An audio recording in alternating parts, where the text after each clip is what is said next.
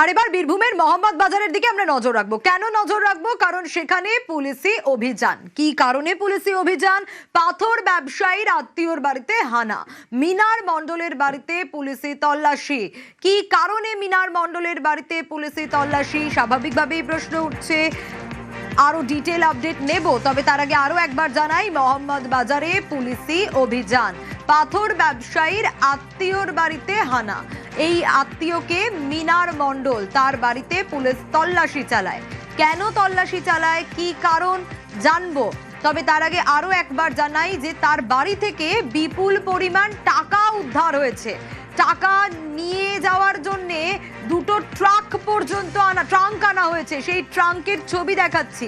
স্বাভাবিকভাবেই প্রশ্ন উঠছে যে বাড়িতে এত নগদ, এত ক্যাশ কেন, কি কারণ?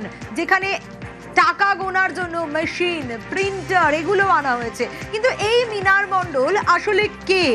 এই যে মিনার মণ্ডলের কথা বলা হচ্ছে, পাথর ব্যবসায়ীর আত্মীয়, সে কোন পেশার সঙ্গে যুক্ত? কেনই বা টাকা, এত নগদ টাকা তার বাড়িতে, যে টাকা গোনার জন্য মেশিন আনতে হয়েছে, প্রিন্টার আনা হয়েছে। এই দেখুন সেই ছবি আপনাদের দেখাচ্ছি। দুটো ট্রাঙ্ক আনা হয়েছে টাকা নিয়ে যাওয়ার জন্য। তার মানে প্রচুর নগদ পাওয়া গেছে, তা বলার অপেক্ষা রাখে না। সুপ্রতিম রয়েছে আমার সঙ্গে। সুপ্রতিম, যখন কোথাও পুলিশি তল্লাশি চলে, অভিযান চলে, সেখানে টাকা গোনার মেশিন, প্রিন্টার আনতে হয়, ট্রাঙ্ক আনতে হয়, তার মানে নগদের পরিমাণ প্রচুর, তা বলার অপেক্ষা রাখে না। এই ব্যক্তি কে? এই পাথর ব্যবসায়ীর আত্মীয়, কি কারণে তার বাড়িতে এত নগদ, কি জানা যাচ্ছে?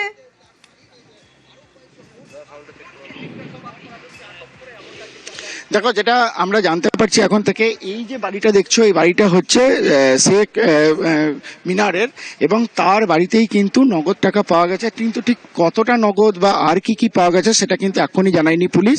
তবে মোহাম্মদ বাজার থানার পুলিশ কিন্তু ভোররাত থেকে এই বাড়িতে অভিযান চালাচ্ছে, এবং অভিযান চালিয়ে কিন্তু সেখানে তারা অভিযান চালানোর সময় টাকা গোনার যে মেশিন, সেটা 4টে মেশিন নিয়ে এসছে, 2টি বড় বড় ট্রাঙ্ক নিয়ে এসছে, যার মধ্যে টাকা নিয়ে যাবে, এমনটাই কিন্তু বোঝা যাচ্ছে।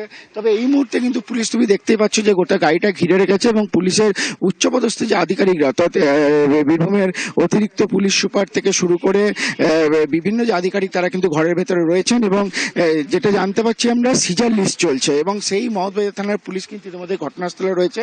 তবে ঠিক কতটা পরিমাণ টাকা রয়েছে বা কি বা কেন, তবে যেটা আমরা সূত্র মারফত জানতে পারছি যে পাথর ব্যবসায়ী তিনি কিন্তু ম্যানেজার ছিলেন, আর তার আগে তিনি সরকারি বাসের চালক ছিলেন, এবং স্বেচ্ছাবসর নিয়ে কিন্তু তিনি এখানেই থাকতেন। এবং ওই ম্যানেজার থাকাকালীন পাথর খাদানের কিছু টাকা, যেগুলো হয়তো তার কাছে রয়েছে এমনটা সূত্রে খবর, তবে এগুলো সরকারিভাবে দেখানো হয়েছে কিনা সেটাও কিন্তু কোনো জানা যায়নি।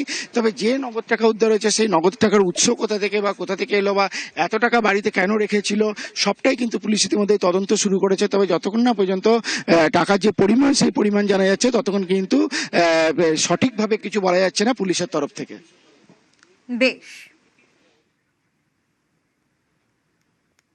বেশ কিছু সিন্ডিকেট রাজ, দালাল রাজদের হাতে কোটি কোটি টাকা বেরোইছে, বেরোবেও। অতি সত্বর এই টাকা বেরিয়ে আসুক, সমস্ত স্তর থেকে বেরিয়ে এসে মানুষের কাজে লাগুক। দালাল রাজ, দালালের রাজ থেকে সব জায়গায় সিন্ডিকেট, তোলাবাজি, এখান থেকেই টাকা, তাছাড়া টাকা ইনকামের সোর্স কোথা? দেখ, পূর্ণাঙ্গ তদন্ত হোক। বলছিল খেলা হবে, খেলা হবে, আসল খেলা এবার শুরু হতে চলেছে।